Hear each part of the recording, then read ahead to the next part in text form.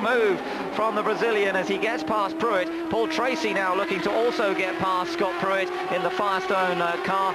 But look at this battle up front. Suddenly this race has come right alive now, because Zanardi is within striking distance of Gilles de Ferran, and we've still got something like 6 laps to go in this race as the other car of Juan Fangio gets past. Oh, and his contact there between Zanardi and Fangio as he went through. Zanardi is so determined, he's so fired up, he is not going to lose a fraction of a second, and he gave Fangio a tap as he went past. Fangio perhaps should have been more aware there were 2 cars coming up on him rather than just the one, but he soon found out because Zanardi nerfed his way past. He did, and Fangio did well to keep in control of that car. I think he saw him at the last minute and jinked the wheel left. Did a pretty good job not to spin and take the both of them out there, but we've got a race on our hands here, no question. Alex Zanardi seriously faster than Gilles de Ferran. The only difference between these cars, they're both Reynard chassis, they're both Honda power plants. Firestone tyres on the car of Alex Zanardi, Goodyear tyres on the car of the race leader, Gilles de Ferran. Look at this, he's gone for the inside line already, and de Ferran has to be wide now. Can he cut back on the exit? But Zanardi's taken the lead, and just as soon as he caught him, he went for the move, and de Ferran, there was nothing he could do about it. Zanardi is so fired up. We've seen the advantage he's had in qualifying here this weekend. A half-second advantage he had in the second session yesterday afternoon, and Zanardi is just in unbeatable form here today, and de Ferran could do nothing about it. We didn't really get a dice, did we? Zanardi decided to go past, and that was it. But you can see he's still trying very hard as you watch from the onboard camera. Look how quickly he's pulling away, but Zanardi is on the ragged edge. The question is, can he hold it all together? Don't get carried away, Alex, otherwise you could still throw a possible race victory away. Zanardi leads, de Ferran second, Herta third, Unser in fourth, Rahal in fifth, and Fittipaldi in a fine 6th place. Boy, I think this race is all over by the shouting. There's a Chip Ganassi team there cheering on their man. Fantastic drive by Alex Zanardi. And you know, that earlier pit stop, that penalty might have played out in his favour, because he was able to come in again and make that stop and take on a little bit more fuel. No problem for him then to run flat out towards the end. And Gilles de Ferran perhaps having to manage his fuel a little bit more. So that's an interesting piece. It's funny how the way the strategy sometimes works in your favour. And it seems like it's bad luck at the time, but it comes back and it's actually in your favour. So there it goes. Well, when your name's on the trophy, I suppose that's the way it goes. Brian Herta running in 3rd position. Another good finish in prospect for him here. He had his career best 2nd place here at Cleveland a couple of years ago, and looks as though he's going to get another fine finish here again. Brian Herta behind him, still some good battles going on, but things just settling down a little bit. The 2 Mexicans are doing battle on the racetrack at the moment. They're the next 2 cars that Alex Zanardi is likely to put another lap on.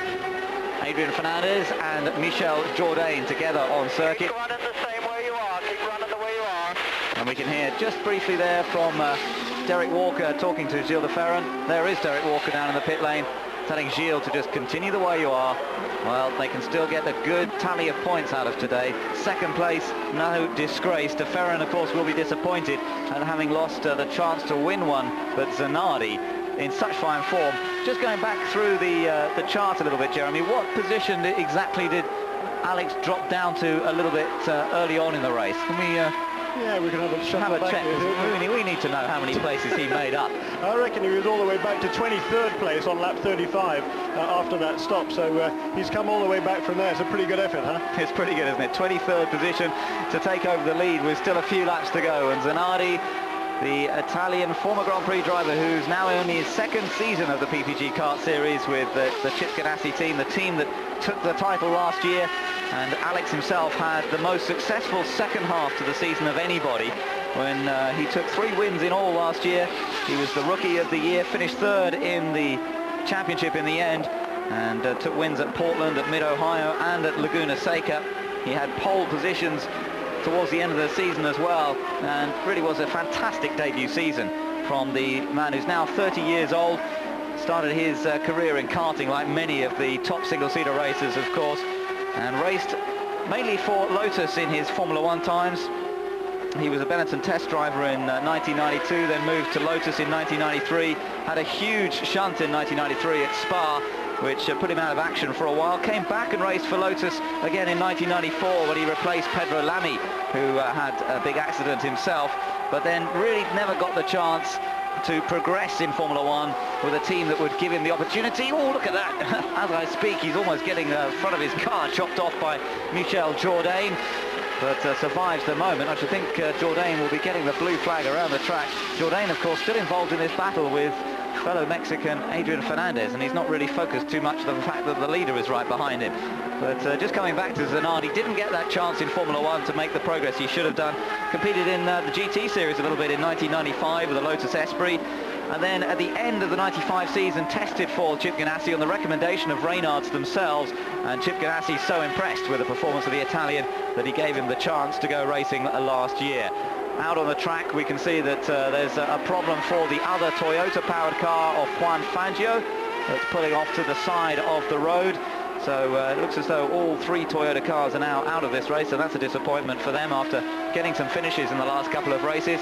But we are now into the closing stages of this race, and Zanardi's still a little bit concerned about this pair of battling Mexicans that's right ahead of him.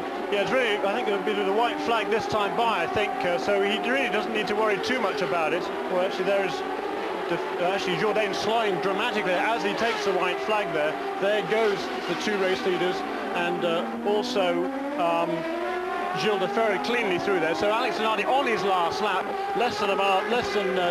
just over 2 miles to go, I should say. There goes Brian Herter in third place. And farther back, some great dicing going, even for the last couple of points. The two British drivers, Mark Blundell and Dario Franchitti, dicing over 11th place as they came past here. So Zanardi on his flying final lap here at Cleveland then, and he is coming through to take a remarkable victory. The performance of the season really in terms of pure driving. We saw him lead the early stages of the race. We saw him drop down to 23rd place when the pit stop went wrong, when he came in when he shouldn't have done. But in the end perhaps it helped him a little bit. He still had to fight his way up through the order, and he's shown that you can really pass people in this form of racing. He's overtaken his way to come through to the front of the field, and Alex Zanardi is coming through to take the checkered flag here at the Grand Prix of Cleveland. Zanardi wins his second win of the year ahead of Gilles de Ferran. Success for the Target Chip Ganassi team, and Alex Zanardi driving an absolutely superb race to take the victory. Tremendous drive by the Italian there. What a wonderful effort by him, by the entire Target Chip Ganassi team. There goes Brian Herter across the line in a distant third place, but nonetheless an excellent performance by him. There is Alan Jr., he'll be pleased with that. And Bobby Rahal is in 5th place, closed up well towards the end of that race. So there you see the top 6, Christian Fittipaldi in 6th place after a tremendous drive as well. The Zanardi, the race winner.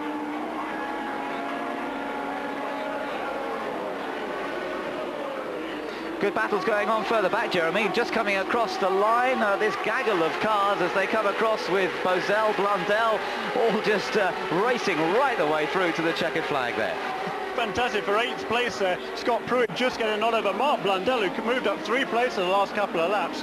And then Parker Johnson got past Dario Franchitti for 10th on that final lap, I reckon.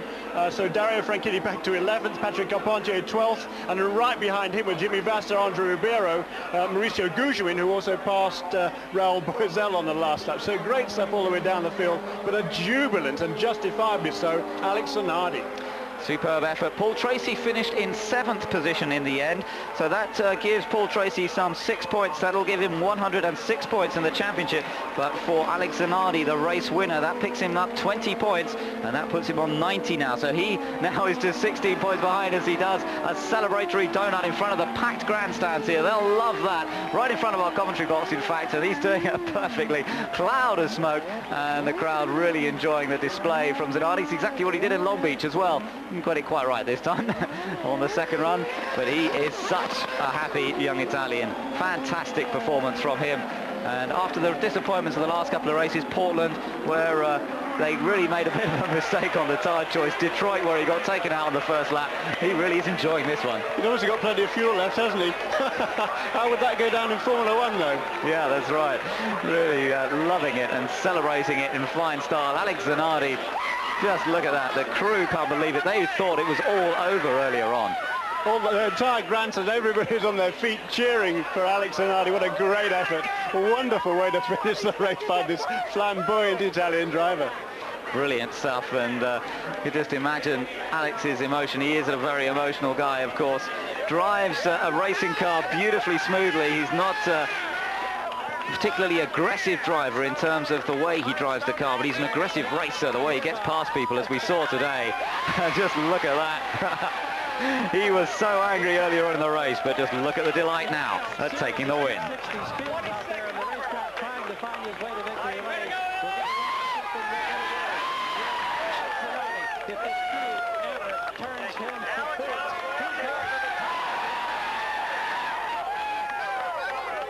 You would have thought that he just won a championship. Hey, $90,000 plus the 10 he had in hand for winning the Marlboro Polo. Alex Zanardi, have you ever had a better drive going all the way back to, I believe, 22nd to come back and win a race? I don't know. I have to check my files. Maybe Mike Knight may know. Today is his 50th win, and I'm so proud to be the one that gave us this present. Thanks, Alex. Fred full target for St. Jude Children's Research Hospital, but more than everybody for my boys. They did terrific. How frustrated were you when that blend line violation put you toward the back of the field? Well, I didn't exactly know what it was because we missed radio communication from the beginning. And I had a lot of problems, but hey, if every time I have some problems I go that fast, I'll take it. How about the victory celebration with all these 360 donuts you're spinning out here in this airport? Well, I'll tell you that, the Honda engineers and which they did a terrific job, by the way, are going to be pretty angry with me tonight because I probably overhyped the engine, but hey, this Burby had to give me that. I think I deserved some fun after such a race.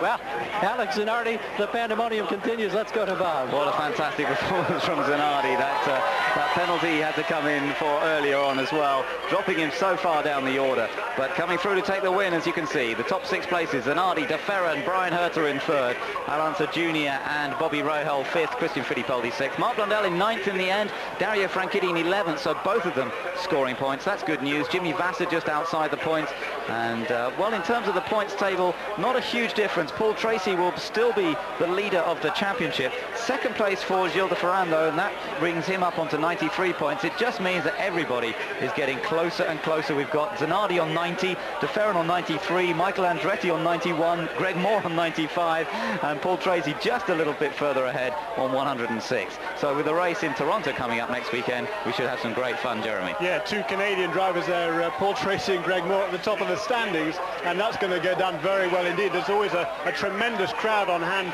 at the exhibition place there in Toronto, and they've got 2 people to cheer for next weekend. It's going to be a heck of a race. There's confirmation of the points then, with Paul Tracy in 11-point lead, but just look how close it is behind him, 95, 94, 91. We'll be bringing you full coverage from Toronto, the Canadian round of the series. From Ben Edwards and Jeremy Shaw, I hope you've enjoyed the race here today. Make sure you join us again next week on Eurosport. Bye-bye for now.